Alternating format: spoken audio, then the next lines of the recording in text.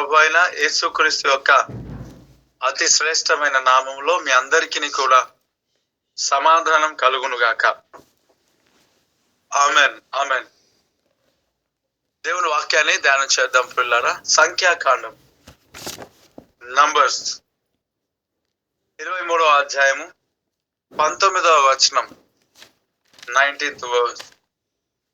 చూడండి, ఇక్కడ ఒక మాట మనకు కనబడతా ఉంది. దేవుడు అబద్ధమాడుటకు మానవుడు కాడు. చదవండి. దేవుడు అబద్ధమాడుటకు మానవుడు కాడు, పశ్చాత్తాపపడుటకు ఆయన నరపుత్రుడు కాడు. ఆయన చెప్పినది చేయకుండా ఆయన మాట ఇచ్చి స్థాపించుకుండును. దేవునికి స్తోత్రం. ఇదిగో, దేవుడు అబద్ధమాడుటకు ఆయన మానవుడు కాదు, పశ్చాత్తాపపడుటకు ఆయన నరపుత్రుడు కాడు. ఆయన చెప్పి చేయకుండా ఆయన మాట ఇచ్చి స్థాపించకుండా అని దేవుని సన్నిధిలో ఒక మాట సెలవిచ్చి ఉన్నాడు. పిల్లరా, ఇక్కడ వ్రాయబడిన మాట మనకు దేవుడు చేసిన వాగ్దానములలో ఏదైనా సరే దేవుడు అబద్ధం ఆడేవాడు కాదు. దేవుడు అబద్ధం ఆడేవాడు. కొన్ని సందర్భాల్లో కొన్నిటిని మనము ఆశించి దేవుడు మాట్లాడాలని అనుకొని మనం పొందుకోలేని స్థితిలో ఒకటి. రెండవది, మన యొక్క నడుడిక, మన జీవితం సరిగా లేని దాన్ని బట్టి పొందుకోకపోవటం. కొన్ని సందర్భాల్లో ఇవి ఉంటాయి. మనము దేవుని బిడ్డలముగా ప్రతి వాగ్దానములను మన కొరకే అని నమ్మటం తప్పేం కాదు. మీకు మాట చెప్తాను, అనేకులు న్యూ ఇయర్ రోజు వాగ్దానం తీసుకుంటారు. నాకు ఎప్పుడు అవి కనబడితే తీసుకుంటూనే ఉంటాను. అది వాక్యం. ఏదైనా ఒక మాట దేవుడు దర్శిస్తాడేమో. ఎక్కడ వాక్యం కనిపించినా చదువుతా. ప్రామిస్ కార్డ్స్ ఎక్కడైనా కనబడితే ఒకటి కాదు 2-3 తీసుకుంటా. ఒకటే రోజుకి ఒకటి కాదు 2-3 తీసుకుంటా. ఒకటి చదువుతా, సాటిస్ఫాక్షన్ అనిపించదు. రెండోది చదువుతా, సాటిస్ఫాక్షన్ అనిపించదు. మూడోది చదువుతా, సాటిస్ఫాక్షన్ అనిపించదు. చదువుతా, ఇంకా సాటిస్ఫాక్షన్ అనిపించదు. సాటిస్ఫాక్షన్ లేకపోయినా కానీ అవి తీసుకుంటా వచ్చేస్తా. వాక్యం. దేవునికి స్తోత్రం. కాబట్టి దేవుడు కొన్ని సందర్భాలలో మనతో మాట్లాడకపోయినా మనం తీసుకుంటాం. తప్పేం కాదు. అది మనం ఆశపడడం తప్పు కాదు, విశ్వసించడం తప్పు కాదు. ఆ విశ్వసించింది కొన్ని సందర్భాల్లో మన జీవితంలో ఆశించింది దక్కనప్పుడు టెన్షన్ పడి కృంగిపోయి దేవుని విడిచిపెట్టి దేవుడు నాకేం చేశాడు అనకూడదు. ఎవరి మనసు ఆయన మీద అనుకుంటుందో వాడిని దేవుడు పూర్ణ శాంతి గలవానిగా చేస్తాడు. అది గుర్తుపెట్టుకోవాలి ఎప్పుడు. ఇక్కడ దేవుడు అబద్ధం ఆడడానికి ఆయన మానవుడు కాదు. అంటే దేవుడు ఒక మాట మాట్లాడాలంటే ఖచ్చితంగా అది అబద్ధం ఉండదు. ఖచ్చితంగా అది మన జీవితంలో నెరవేర్చబడుతుంది. పశ్చాత్తాపడుటకు ఆయన నరపుత్రుడు కాదు. దేవుడికి స్తోత్రం. చూడండి, ప్రభు ఆయన చెప్పి చేయకుండా ఆయన చెప్పాడంటే 100% చేస్తాడు. ఈ సంవత్సరం ఆరంభంలో దేశం యొక్క ఉన్నత స్థలముల మీద నేను ఎక్కించదనని వాగ్దానం చేశాడు. 100% దేవుడు మనల్ని ఎక్కించబోతున్నాడు. ఆమేన్. అగ్ని ప్రాకారముగా నేను ఉంటానని వాగ్దానం చేశాడు. అది వాగ్దానం నెరవేరుస్తూనే ఉన్నాడు. ఇంకా చర్చ్ ఆఫ్ లివింగ్ గాడ్ అని వాగ్దానం చేశాడు. జీవం కలిగిన దేవుని సంఘం అని. ఈ జీవం కలిగిన దేవుని సంఘంలో కరోనా టైంలో ఒక్క కరోనా పేషెంట్ కూడా ఇక్కడ చచ్చిపోలేదనంటే దేవుడికి స్తోత్రం. ఎంత గొప్ప కార్యం. అప్పుడు మన పరిచర్య ఏం చిన్నదేం కాదు. ఇటుకపల్లి గ్రామంలో పరిచర్య మనకుంది, ఆ ప్రాంతాలలో పరిచర్య ఉంది. అలాగే జైరాబాద్లో అనేక మంది సంఘానికి వచ్చారు. ఆ ఒక్క కరోనా కాలంలో ఆరాధనలోనే ఇక్కడ ఈ స్థలం పైన బాగా నిండిపోయింది. మీరు చూశారు. దాంట్లో జలుబు, దగ్గు వీటన్నిటిని కలిగిన వారు సర్వ సమృద్ధిగా వచ్చారు. ఏమైనా చేశాడా అని అంటే, కరోనాలో వచ్చిన వారందరికీ కరోనా నుంచి విడిపించాడు. దేవుడికి స్తోత్రం. చర్చ్ ఆఫ్ లివింగ్ గాడ్, జీవము కలిగిన దేవుని సంఘం. నిర్జీవమైన దానికి తావు ఏమాత్రం ఉండదు. దేవుడు మాట ఇచ్చాడు, నెరవేర్చాడు. ఆయన మాట ఇచ్చి స్థాపించకుండా ఉంటాడా? మాట ఇచ్చాడంటే 100% స్థాపిస్తాడు. భయపడకు. ఈ దినం దేవుడు నీతో మాట్లాడిన ప్రతి మాట తప్పింపబడదు. 100% ఆలస్యమైన జాగు చేయక 100% నెరవేర్చబడుతుంది. దేవుడు మాట్లాడాడు కనుక, దేవుడు మనల్ని దర్శించాడు కనుక ఖచ్చితంగా ఆయన మాట్లాడిన మాట నీ జీవితంలో ఎన్నటికీ కూడా నిరర్థకం అవ్వదు. గొప్ప కార్యములు ఆయన మాట ద్వారా జరిగించబోతున్నాడు. Praise the lord. ఆయన అబద్ధం ఆడడు, మాట తప్పడు. మనుషులు మాట తప్పుతారు, అన్నదమ్ములు, అక్క చెల్లెలు అందరూ మాట తప్పుతారు. నాకు ఎంతో మంది మాట ఇచ్చి మాట తప్పారు. ఆయన దేవునికి స్తోత్రం. నాకు ఒక ఆయన కింద ప్రార్థనలో రూమ్ లో స్టార్ట్ చేస్తే, జాబ్ కొరకు ప్రార్థన చేయండి బ్రదర్ అన్నాడు. వాళ్ళ తమ్మునికి ఫోన్ టీవీ వచ్చింది, వంగిపోతున్నాడు. ప్రార్థన చేయండి అన్నా, స్వస్థత కొరకు అన్నాడు. అన్న నాకు దేవుడు దీవిస్తే ఏదైనా చేస్తా అన్నాడు. నేను ఏదైనా చేస్తాడేమో ఆశతో ప్రార్థన చేసిన, మరి నార్మల్గా చేయలే ప్రార్థన. ఉన్న పాటన విడుదల పొందేటట్లుగా తెల్లారి జాబ్ వచ్చేటట్టు ప్రార్థన చేసి, అది నార్మల్ విషయం ఏం కాదు. ఆ 2013లో ఆ వ్యక్తికి జాబ్ వచ్చింది. ఆ 13లోనే 35,000 రూపాయల జీతం వచ్చింది.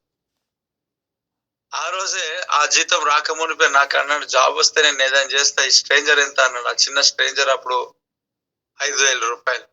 దీనికంటే పెద్దది ఉంటుందా అన్నాడు. ఉంటది అన్న. ఎంత ఉంటుంది అన్నాడు. 11,000 అన్నాడు. ఇవి 2 సరిపోతాయా మనకు అన్నాడు. వామ్మోని గాల్లో మెడలు కట్టేశాడు. ఇప్పుడు నా ప్రార్థన ఇంత అంత కాదు కదా, ఏమైనా ఇస్తాడు, నేను ఎందుకు ప్రార్థన చేయకుండా ఉంటా, దేవుని పరిచర్య కొరకు ఇస్తున్నాడు కదా అని అనుకున్నా. నిజంగా ఆ వాగ్దానాన్ని బట్టి నేను తల కిందికి కాలు మీదకి చేసి ప్రార్థన చేస్తే, దేవుడు తెల్లారి జాబ్ ఇస్తే, ఆ జాబు దేవుడు వారికి జాయిన్ అయిన తర్వాత వారి తమ్ముడు స్వస్థ పొందుకున్నాడు. బోన్ టీవీ లేదు, ఏం లేదు. ఇప్పటికీ నిలువున నిరిగి నడుస్తా ఉంటాడు నా ముందే. దేవునికి స్తోత్రం. మరి ఏం చేస్తాం పరిస్థితి? ప్రార్థన చేసింది నేను, నా ముందే తిరుగుతా ఉంటాడు. ప్రైజ్ లార్డ్ కూడా చెప్పడు. ఏందో ఏమో నాకు అర్థం కాదు. అప్పుడప్పుడు అనుకోవాలనిపిస్తుంది మనసులో, ఇంటికి మళ్ళీ వస్తే బాగుండేనేమో అని అనిపిస్తుంది. కానీ ప్రభా క్షమించిన ఆయన ప్రార్థన చేసుకున్నాను. ఎందుకంటే సేవకులంగా అలాంటిది కోరుకోకూడదు.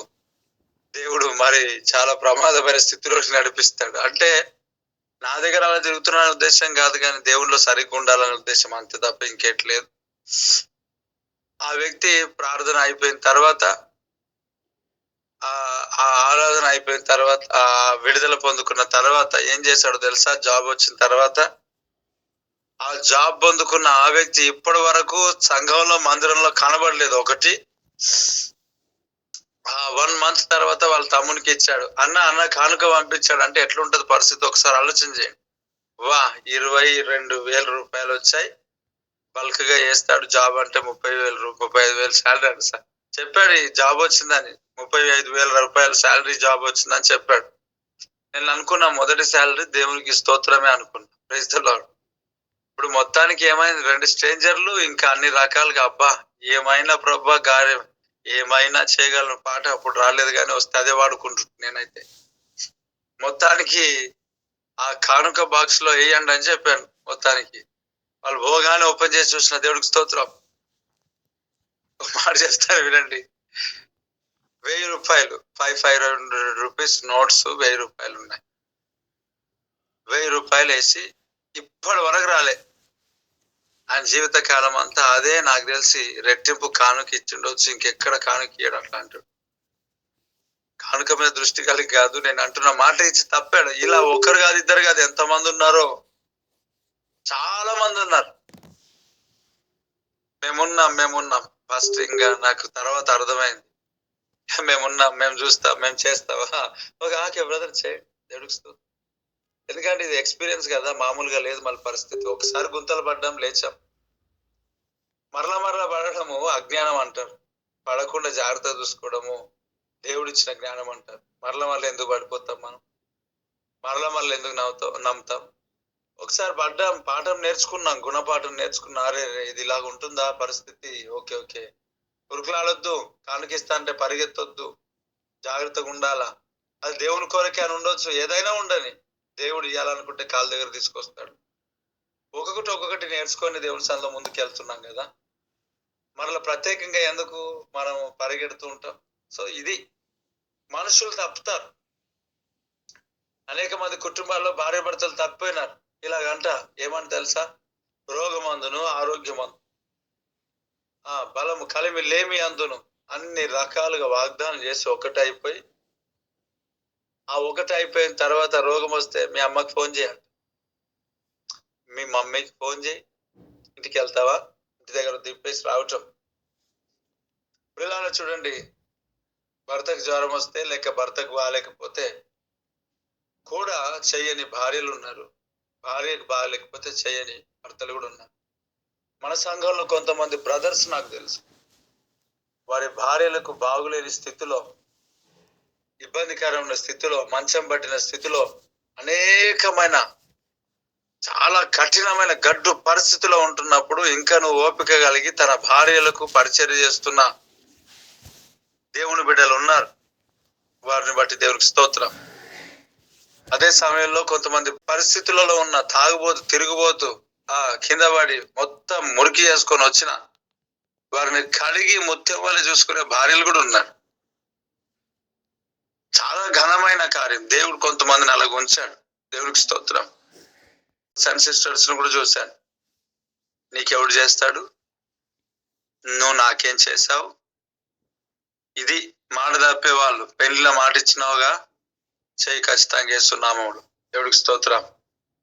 నీ పెళ్లి ప్రమాణం అది, నీ పెళ్లి ప్రమాణం. ఇప్పుడు ఈ మాటను బట్టి నువ్వేం ప్రత్యేకంగా చేస్తలేవులే, పాస్టర్ చెప్పిండు కదా అని చేస్తున్న వ్యక్తులకు గాయపరిచే మాట్లాడొద్దు. చేయకపోగల రాయంత మొత్తం మంచం మీద పడ్డ నీకు గంజి కూడా దొరకదు. దేవునికి స్తోత్రం. గర్వం పనికిరాదు, అహంకారం పనికిరాదు. ఏదో మూలకుండి తీసుకున్నావు కదా, సహాయం తీసుకో. మెల్లిగా మూలుకుంటేనే వందనాలు చెప్పి దేవునికి కృతజ్ఞతలు చెప్పి మంచి భర్తను లేక భార్యని ఇచ్చినందుకై నీకు స్తోత్రాలు ప్రభా అని గంజి వస్తున్నాగా తాగు, విర్రవిగొద్దు అంటున్నా. దేవుడికి స్తోత్రం. నీకే ఈ మాటలు దేవుడు నీ జీవితంలో దీవించుగాక. ఆమేన్. ప్రార్థన చేసుకుందాం. మహోన్నతుడా, కృపగలిగిన తండ్రి నీకు స్తోత్రం. వాగ్దానం ఇచ్చావు, నీకు స్తోత్రం. ఖచ్చితంగా నెరవేరుస్తావు. అబద్ధం ఆడడానికి నువ్వు నరుడు కాదు. ఈ సంవత్సరపు ఆరంభంలో నువ్వు చేసిన వాగ్దానం వల్ల నీకు స్తోత్రం నాయన. నీ గొప్ప కార్యాలు మా పట్ల జరిగించబోతున్నందుకై స్తోత్రం. Holy Spirit of God, Lord, thank you Jesus. You are holy Father. You are holy. You are holy Father. You are holy. నీవు పరిశుద్ధుడవు, పరిశుద్ధుడవు, పరిశుద్ధుడవు, పరిశుద్ధుడవు, పరిశుద్ధుడవు. లౌర హషల్ రే హెదెల్ రహమక స్తోతో రిమక షల్ రకక బక స్తోత్ర హల్దికే బోకో. నీ గొప్ప కార్యాలు మా పట్ల జరిగిస్తందుకు వందనాలు. వాగ్దానములనిచి నెరవేర్చువాడవు నీవే. వాగ్దానములనిచి నెరవేర్చేవాడవు నీవే. yes Lord. నమ్మకమైన దేవా, నన్ను కాపాడు వాడవు నీవే. నమ్మకమైన దేవా, నన్ను కాపాడు వాడవు నీవే. ఆమేన్. మహోన్నతుడా, ఈ మాటలు ప్రతి బిడ్డ జీవితంలో దీవెనకరంగా మార్చు.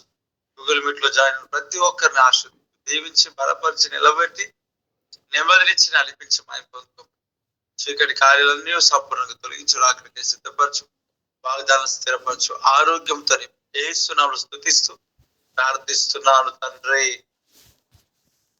ఆమేన్. చేయబడిన ప్రతి ప్రార్థన, వాగ్దానం బట్టి, ఆరాధన బట్టి, అన్నింటి బట్టి దేవునికి రెండు చేతుల పైనకి ఎత్తి స్తోత్రం చెబుదాం. స్తోత్రం, స్తోత్రం, స్తోత్రం, స్తోత్రం, స్తోత్రం, స్తోత్రం, స్తోత్రం, స్తోత్రం. స్తోత్రం స్తోత్రం స్తోత్రం స్తోత్రం స్తోత్రం స్తోత్రం స్తోత్రం స్తోత్రం స్తోత్రం స్తోత్రం స్తోత్రం స్తోత్రం స్తోత్రం స్తోత్రం స్తోత్రం స్తోత్రం స్తోత్రం ఆమేన్. మన తండ్రి అయిన దేవుని యొక్క ప్రేమ, కుమారుడైన యేసుక్రీస్తు యొక్క కృప, పరిశుద్ధాత్మ కన్యమైన సహవాసం ఇప్పుడు ఎల్లప్పుడు సకల పరిశుద్ధులకు సార్వత్రిక సంఘమునకు సదాకాలం, ఈ గూగుల్ మీట్లో జాయిన్ ఉన్న వారికి కూడా సదాకాలం తోడు నిండాను కాక. Amen amen amen. అందరికి వందనాలు. దేవుడు మిమ్మల్ని దీవించి ఆశీర్వదించును గాక. God bless you all. దేవుడు మేము జీవితంలో గొప్ప కార్యాలు జరిగించని